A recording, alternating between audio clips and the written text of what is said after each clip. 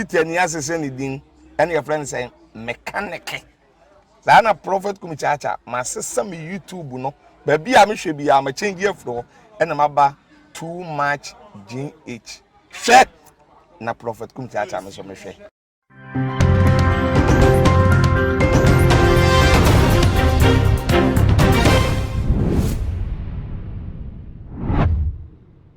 Ebusia for me mama akwa abastronko de ba too much GH so na sabre and some hodo ayentaka dedika and na munua ba mosomfo na ma usu amede eba besomu na sene wo manga na mutie no betima papa se wa ni pedua no yempe wasem yempe ohwe but se wasem papa de obu say yes amanfo pe wasem akapa enyasem ketwa na dinti na mekanisa yenua ba nyomtuni Joyce blessing and pay reporter air circulating around her and say ye nikuno a celebrating on an intimate metre Dave Joy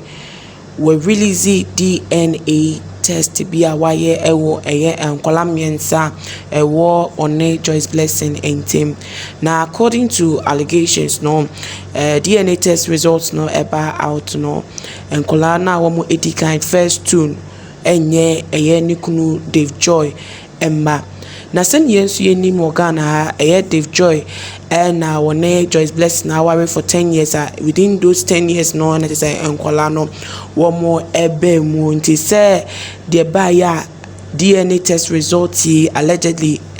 say enkola mienu amudi kan ewo wo mo aware no emunanye Dave Joy emano no ena anam so amatese amonfo trade Joyce blessings there any abasa in some wo mo ka de bisofo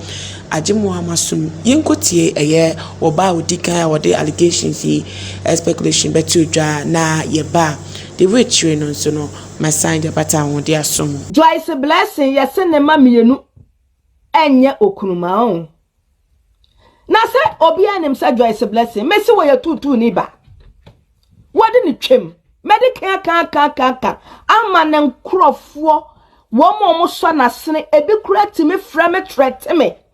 ebi kurati me message me emu adidi atam ne eduabo a Joyce blessing nkrofo e de breme no se mewu kura nka mewu dada that guy is an idiot ade no ye Joyce who is Joyce blessing ewi asi ade ato Joyce blessing no eto ba nyinara eto obia na oba de wote ho na se wotwam ya odabro so na kote ahia obebere ya ema ayi fulani fo ne turumudifo bi kura ba wa bediw etinyin se ne kura betomu a wonhu de ye papa ne de ya na maame wote asasi so na se sabi mistake oba mistake na obia akwala na wawo na ba asasi so wo chire hwehwe ne papa na wo kura na wabodam unim de wo ye wankasa you haven't achieved anything in life bema wona na wo ye no ma akwala no onhu opapa sa opapa ne da bola so sa opapa ne yibiri so opapa ohia dokoro no ma wo ba no onhu opapa na aye dai awode nyame na dema enkura so eye Yesu Kristo mofra adamfo ene Yesu enti wa wonipa na die ekumene sa die akoso nyina ye sa fucking bastard enyontofo atutufo no Kristofo atutufo mu bi muni wiasefo nyina kora yepe Kristofo atutufo bi asofofo atutufo eso wo mase dani danyina egu Christianity community enimase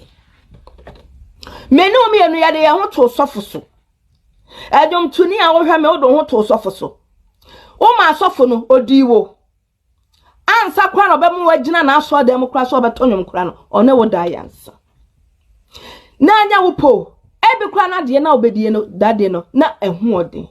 na nso uja wo ho ema sofo no wo kwagina wa na wo sugu nyame so atonwom no na wo mu no wo tini suo ne nyina na eye di asofo na diwo said ye na wo mpe that day no last lore fe na de ye call sas of ne fie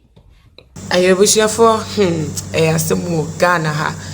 Ba ne nua mu no sɛ asɛm no sɛ netie no saa netie sɛ no korɛ saa de a ɛne ne sɛ ɛnyɛ it doesn't speak well of ɛyɛ nua ba Joyce blessing sɛ bakɔyɛ obi a wɔto nyame ho nyom gospel musician na kyɛ sɛ bibi say ɛba up against it, but sɛ ɛnte saa so de a ɛsɛ amanfoɔ ɛtim osum because maame no already now or bread dada we are going through a lot with the past years. Now we be sure that nasty drafted such a lie about no sano the papa mu but in yemuno one more monka no so no said one more canon no I quite said ye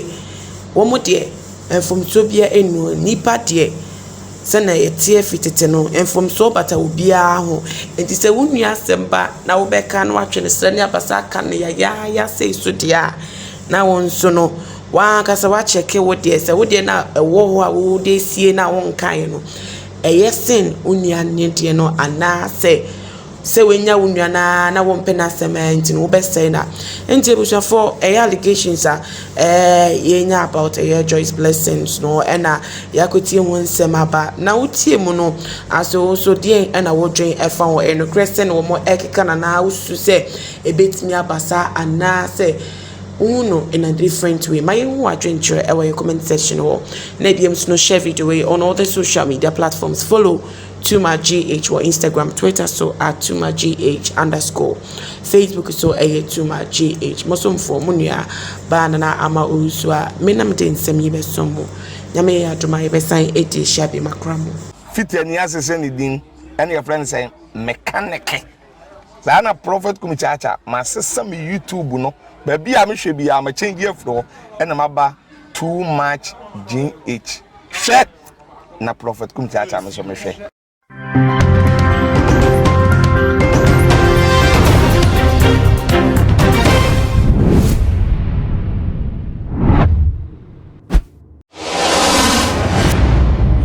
yo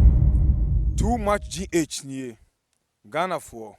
ahwefo etiefo onipa bi a won subscribe e wo too much GH no subscribe wo na ehintasem ensem a ebuafa on my Ghana so e na ye de bremu one god nie the only one god in GH eho na de bia mehwe abrochefo ene Ghana for mo mo wiasa fa na me recommend emamo too much GH yo too much GH nie Ghana for ahwefo etiefo onipa bi a won subscribe e wo too much GH no subscribe wo na ehintasem ensem a ebuafa on my Ghana so e na ye de bremu one god nie the only one god in GH eho na de bia mehwe abrochefo ene Ghana for mo wiasa fa na me recommend emamo too much GH